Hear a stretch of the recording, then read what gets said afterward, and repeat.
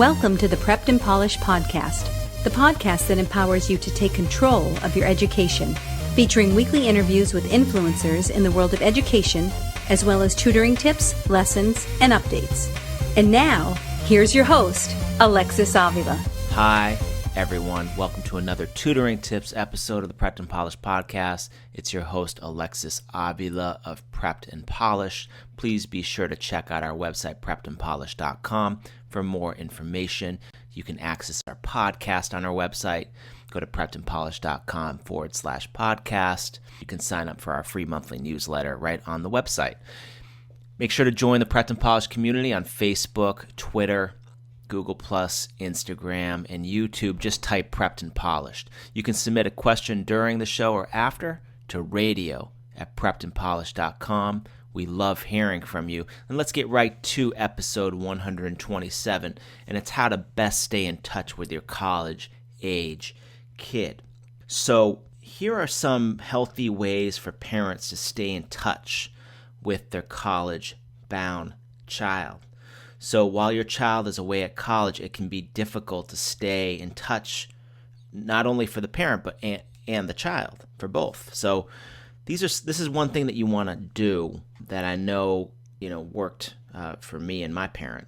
Schedule a weekly phone call with your kid and stick to it. So your child's going to have a really busy schedule in college, but will have no problem fitting you in as long as you stick to a consistent calling routine. And use common sense when you schedule the day and time when you're going to call your child. So, are you going to call him Friday afternoon, Friday early evening? No.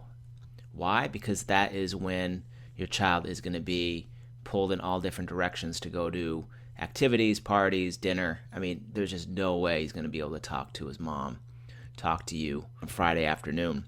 But I would probably say maybe Sunday would be a good time before noon, because Sunday he's gonna study after having a big brunch/lunch, and so he'll be busy. But maybe catch him before noon would be good. Let him sleep in a little bit on Sunday.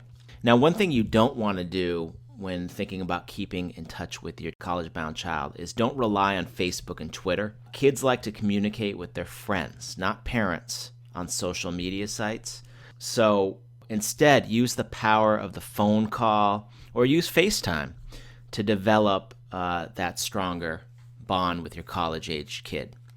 So this wraps up our show. It's episode 127, How to Best Stay in Touch with Your College-Age Kid.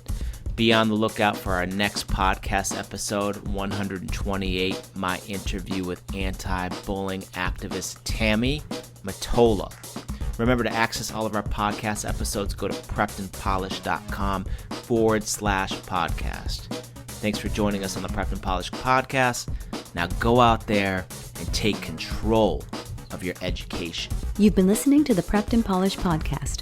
For more information, check out preppedandpolished.com. Also, you can follow us on Facebook and Twitter. Thanks for listening.